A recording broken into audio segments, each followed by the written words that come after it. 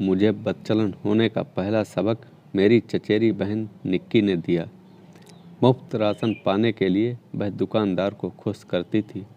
एक बार निक्की मुझे भी राशन बांटने वाले बनिए की दुकान पर ले गई। दुकानदार का लड़का हमें दुकान के पीछे बने बाड़े में ले आया। तेल के खाली ड्रमों के पीछे वह निक्की दीदी के साथ बहुत देर तक लगा रहा।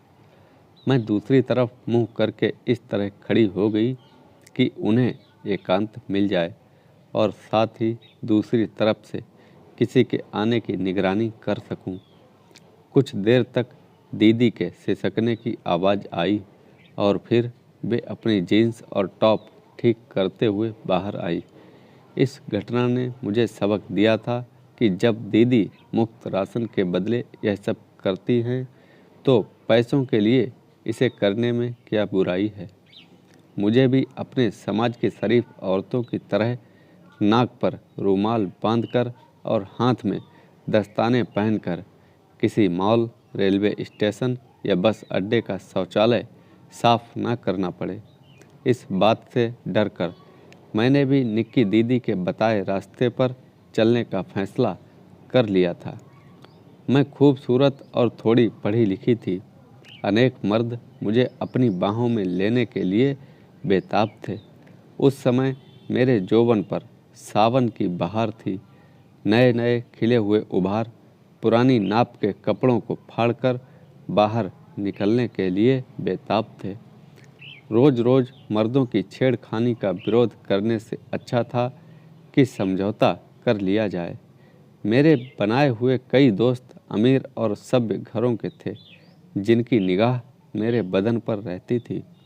मेरे ज़्यादातर अमीर दोस्त सीनियर सिटीजन थे जो मुझे चोरी छुपे दुकानों के पीछे, पुलिया के नीचे या बन रहे मकानों में नहीं ले जाते थे।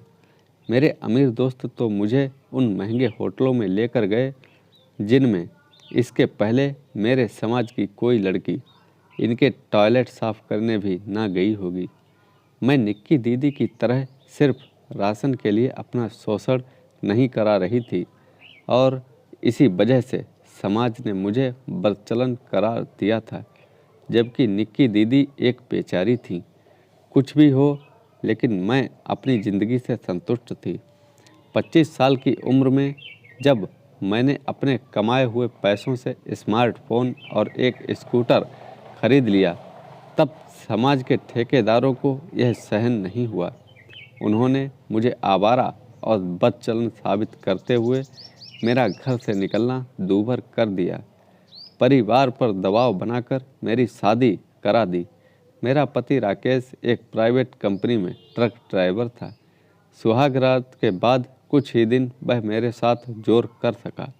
लोग कहते हैं कि मुझे अमीर और स्मार्ट लड़कों की लत लग चुकी थी।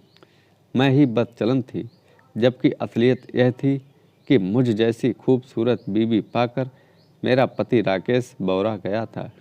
राकेश के ऑफिस के अमीर दोस्त पार्टी मनाने के लिए अक्सर हमारे घर आते थे। जल्द ही मैं उनकी नज़रों में चढ़ गई। शराबी राकेश से बिस्तर पर कुछ बनता नहीं था और उसके दोस्त मेरे कपड़ों की चीर फाड़ करने और मेरे जिस्म पर सवारी करने को बेताब थे।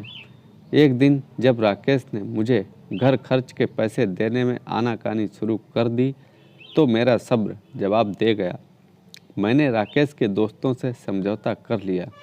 राकेश के सभी दोस्तों द्वारा दर्जनों बार मेरा उपभोग करने के बाद मेरी ससुराल में मुझे आवारा और बदचलन करार दिया। मुझे पैसों का लालची बता दिया। राकेश की फैक्ट्री के मालिक का लड़का संदीप मेरा पहला बॉयफ्रेंड था। उसे भी मैंने बगैर पैसों के कभी अपना शरीर नहीं छूने दिया। लेकिन मेरी ज़िंदगी का अब तक का वही एकमात्र ऐसा बंदा था जिसने मुझे हमेशा इज्जत दी और कभी बदनाम नहीं किया। मेरे बदचलन होने के चलते राकेश ने अब बहुत ज़्यादा शराब पीना शुरू कर दिया था। औरतें अपने पतियों को शराब पीने से रोकती हैं, लेकिन मैं राकेश को ज़्यादा से ज़्यादा दारू पिला देती थी ताकि वह मेरे साथ ज़बरदस्ती जिस्मानी संबंध ना बना सके। राकेश मेरे नाम का और संदीप मेरे काम का पति बन चुका था। और इन दोनों के बीच राकेश के ढेरों दोस्त भी मुझसे मज़े ले रहे थे और उनसे मेरा खर्च चल रहा था। जल्द ही मेरी ससुराल में मुझे गली का बच्चा बच्चा मुझे मेरी बदचलनी के नाम से पहचानने लगा था। संदीप पहले से शादीशुदा था। मैं ज़्यादा दिनों तक उसकी रखैल बनकर नहीं रह सकती थी। वह अब मेरे खर्चे उठाने में आनाकानी करने लगा था, लेकिन उसने मुझे अपने एक दूर के अंकल के स्कूल में नौकरी दिला दी और इस अजनबी शहर में मेरी रोजी रोटी का इंतज़ाम करा दिया था। स्कूल में मेरी चपरासी की नौकरी थी। स्कूल के 60 साल के विदुर मालिक राघवेंद्र को भी मैं तुरंत पसंद आ गई। वह अपनी स्कूल की स्मार्ट टीचरों को छोड़कर मुझसे फ्लर्ट करना चाह रहा था। एक दिन उसने मुझे ज़बरदस्ती अपने कमरे में रोक लिया। वह अपना अकेलापन दूर करने के लिए मेरे सामने गिड़गिड़ाने लगा। मैं राघवेंद्र को खुश करने के लिए तुरंत मान गई और उसके हर नाजायज़ मांग को पूरा करने लगी। वह बूढ़ा राघवेंद्र मेरी बेबस और बदनाम जिंदगी का एकलौता प्यार था। जल्द ही मैं उससे इमोशनली अटैच हो गई। मेरी उम्र से दोगुनी उम्र के राघवेंद्र से मिलने के बाद मेरी ज़िंदगी पूरी तरह से बदल गई थी। उसकी पत्नी 5 साल पहले स्वर्ग सिधार गई थी। अमेरिका में सेटल उसके बच्चे उसकी कोई खैर खबर नहीं लेते थे। मेरे बर्थडे के लिए राघवेंद्र ने अपने हाथों से केक सजाया था। बर्थडे मनाने के बहाने उसने मेरे पूरे शरीर पर केक लगा दिया, फिर अपनी जीभ से साफ किया। मुझे अपने बच्चे की तरह गोद में उठाकर वह अपने बंगले के स्विमिंग पूल में ले आया और घंटों मेरे साथ मस्ती करने के बाद मुझे शैंपेन से नहला दिया। इस बंदे ने केवल 1 महीने में ही मुझे अपनी लग्जरी लाइफ का हिस्सा बना लिया था। कभी भी मेरी जाति पहचानने की जहमत नहीं उठाई और सब कुछ जानने के बावजूद कभी मेरे चरित्र पर उंगली नहीं उठाई। सिर्फ इस बात का अफसोस था कि वह मुझे माँ नहीं बना सकता था। राघवेंद्र ने मुझे हमेशा अपने साथ रखने के लिए अपना पर्सनल असिस्टेंट बना लिया। स्कूल और अपनी फैक्ट्री में वह घंटों मेरे साथ रहने लगा था। उसने मुझे अपने स्कूल की मास्टरनियों और फैक्ट्री के मैनेजरों का भी बॉस बना दिया था। मेरे चलते अब राघवेंद्र के मुलाजिम घपला नहीं कर पा रहे थे। हमारे बेमेल जोड़ों को देखकर पहले तो उन्होंने मुझे फुसलाने की कोशिश की, लेकिन जब वे इसमें कामयाब नहीं हुए तो मुझे बदचलन औरत के रूप में बदनाम कर दिया। बदचलन कहे जाने से अब मुझे कोई फ़र्क नहीं पड़ता था, लेकिन अब तो उन्होंने मुझे दौलत की लालची एक फरेबी डायन तक साबित कर दिया था। उन्हीं उलझनों के बीच एक दिन कच्ची दारू पीते रहने के चलते राकेश मर गया। वह दिन मेरे लिए आज़ादी की तरह खुशियाँ लेकर आया था। बाहर कमरे में राकेश का बेजान जिस्म पड़ा हुआ था और अंदर बेडरूम में मैं और संदीप एक दूसरे में गुथे पड़े थे। हम देर रात तक खुशियाँ मनाते रहे। हमने संदीप की लाई हुई अंग्रेजी शराब पी।